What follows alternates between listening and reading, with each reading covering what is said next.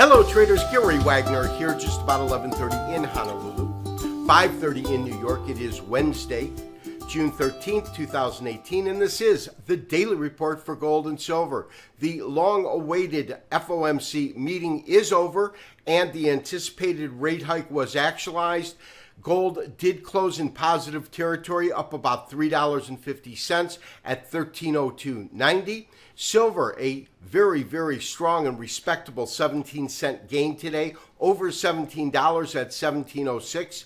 And that was all within the tailwinds of a weaker U.S. dollar index closing at 93.54, down about 25 points. The Dow experienced a sell-off today, moderate, but down about 119 points, closing at 25,201, and a continued demise to the cryptocurrency Bitcoin, losing another $250, closing at 62.76 and 62.50 in the CBOE and CME futures exchanges. To say that there has been a cluster of events that could have dramatically impacted not only the financial markets, but gold pricing would be a truthful statement, but the net result in terms of changes has been tepid at best as market participants digest this last piece of data, and that is an anticipated rate hike, which was actualized today. However, the Fed came out with a slightly more hawkish tone than originally perceived in terms of market sentiment. This caused gold to gyrate as it traded to a low of $1294.50 and then up near the highs at around $1305.20.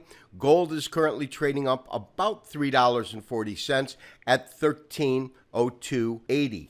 And traders, although we got the typical knee-jerk reaction that is characteristic of a Fed day, we got a rally, but we got a rally that was tepid at best with no real follow-through buying coming into the market.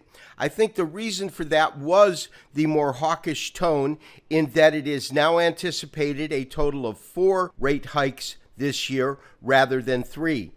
We are looking at a very, very short-term 10-minute candlestick chart, and on this candlestick chart, 8 o'clock designates the conclusion of the Fed meeting and the release of the statement, because we're working 8 o'clock here in Hawaii, which corresponds to 2 o'clock in New York. We can see that during the first 10 minutes, we saw gold break fairly hard, trading to about $12.97 and moving to these lows at $12.96 within a 40-minute time period. However, following that, as Chairman Powell began to speak, we saw a key reversal in the market. As the market bid itself higher, it then traded to the highs of the day at around $13.05.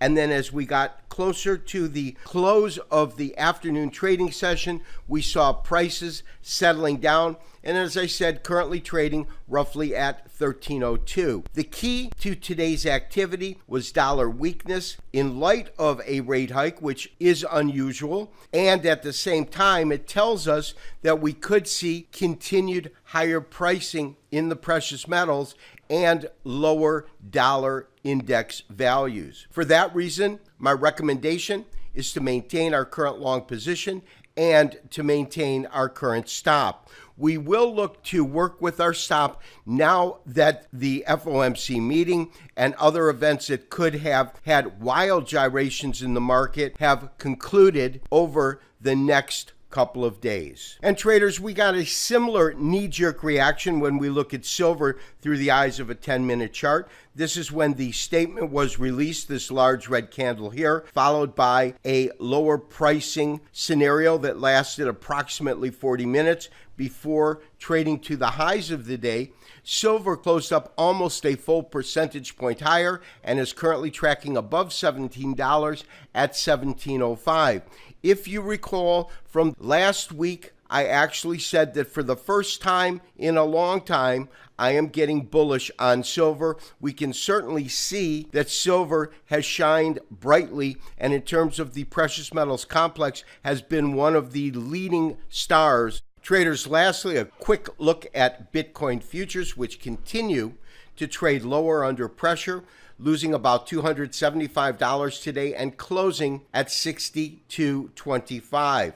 My sense is not only will it make a stab at the lows that were achieved back in February, which is the lowest price point that Bitcoin futures have traded to since the exchange started the Bitcoin contracts back in December of last year, but a break below that price point, which I believe at this point is inevitable, could take Bitcoin futures dramatically lower. We'll have to see how this washes out over the next couple of days and weeks. Although it was highly anticipated that today's statement and press conference would result in an interest rate hike, and we did get that. What traders did not foresee was a slightly more hawkish tone in terms of the dot plot or number of interest rate hikes this year. The current thinking now is a total of 4 rate hikes rather than 3, and we saw that expressed in a weaker economy in terms of the Dow Jones Industrial Average. We'll have to see how all of this sorts out over the next couple of days, but the trifecta of events has now concluded, and we can go back to normal trading. This has been Gary Wagner, wishing you as always good trading. We'll talk to you tomorrow for another daily update and review. Bye-bye.